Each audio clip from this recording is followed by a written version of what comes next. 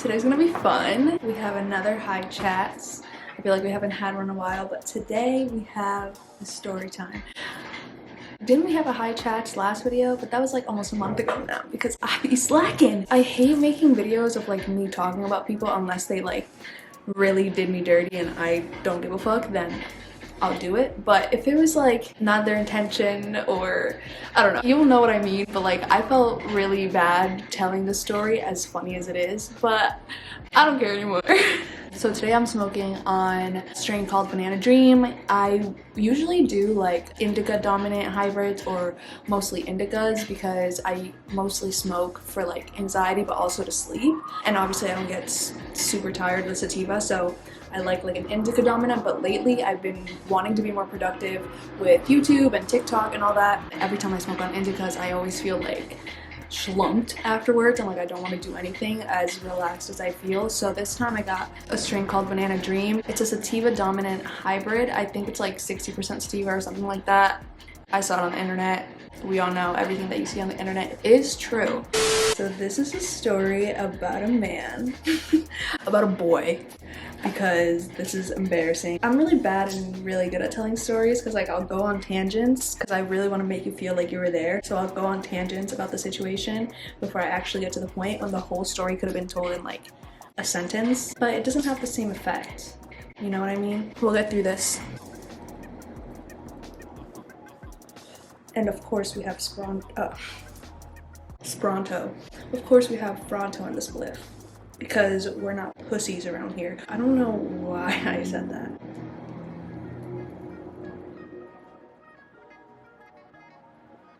I know I'm the fucking worst at ghosting. Well, I'm the best at it, but you know what I mean, like smoke ghosting.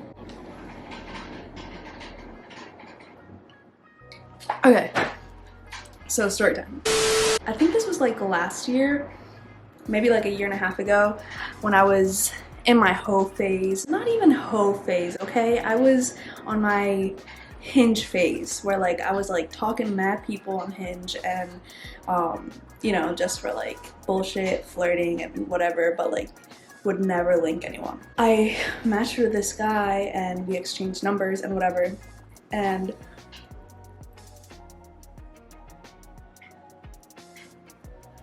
comment down below if my ghosts get better throughout the video, because I need the reassurance. Anyway, so I matched with this guy and we exchanged numbers and whatever. And you know when you look at someone and you're like, at least I look at someone and I know right off the bat, like, yes, 100%, or nah, this isn't gonna work. I knew from the beginning that like this wasn't the love of my life, and like I don't expect to find love on Hinge. I really don't. Do I believe there's that 0.1% chance that I might? Sure. But is that how I want to answer the question, how did you guys meet, when I get asked it? No. Anyway, I knew this guy was going to be my next relationship, period. But he was funny, like he had good conversation. I knew I could talk to him like at least since I was bored. Plus I was living upstate while this happened and he was living in the city, and I was like in the process of like finding a place in the city. He was like helping me out, like he was really helpful, he was really funny, he was great, but I didn't want to link.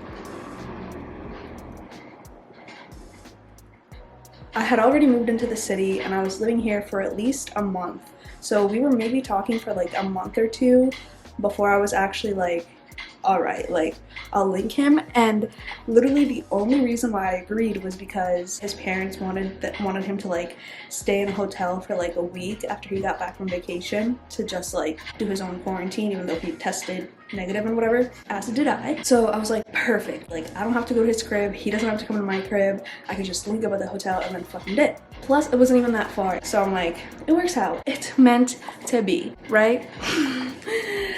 Wrong. We need to head for this, we need to head for this.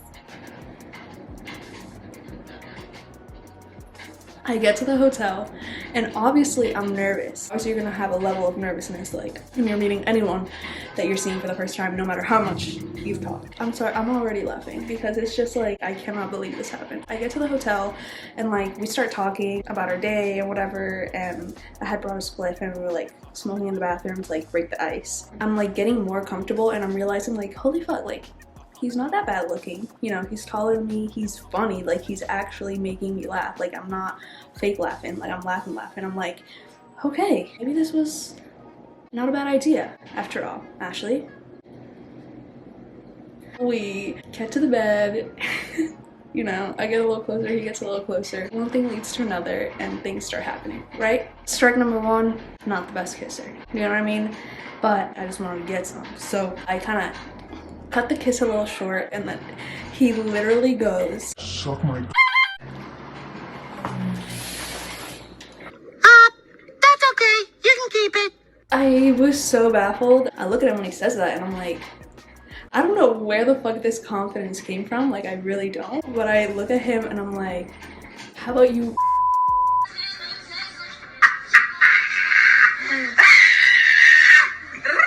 And he was like, okay."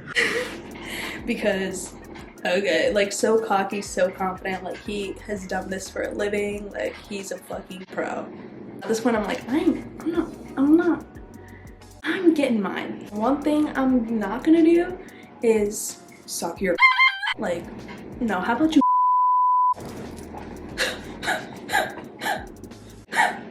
The worst part is coming. This is the climax, or should I say the anti-climax. So I'm like laying on my back and he's like holding my legs up, like ready to assume his position. I cannot give you this visual any more literally. When I tell you this man grabs my legs and motorboats my vagina.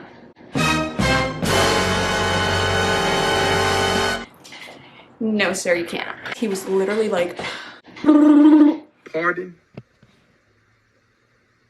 I beg your pardon?" I feel like that's like unheard of. You know what I mean? Even for, it's why are you doing that? You know, I just can't wrap my head around it. I said I had to go. I left that fucking hotel room. I went in my fucking house. I laid on my bed and I did it myself.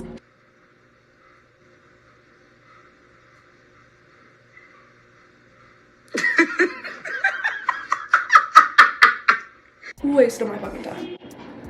I didn't have the heart to tell him anything. I wonder how many people have experienced this and not told you, because it was just wild. I feel like this experience just happened so that when somebody asks me what is your worst sexual experience, I have an answer. Because before that, I could not have thought of an answer, but now that is the most obvious answer I can think of. And so everything happens for a reason is the moral of this story.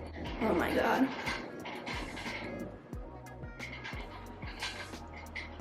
That was so bad.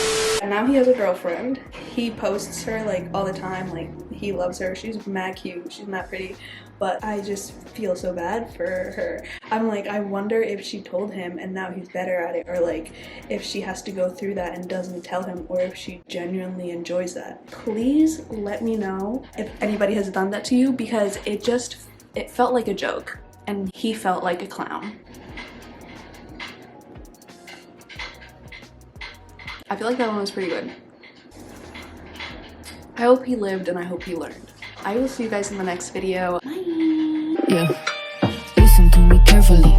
These hoes are scared of me, don't wanna be compared to me. Failure is red in me, your man pull up my chair for me. He wanna marry me, my haters give me clarity and popularity.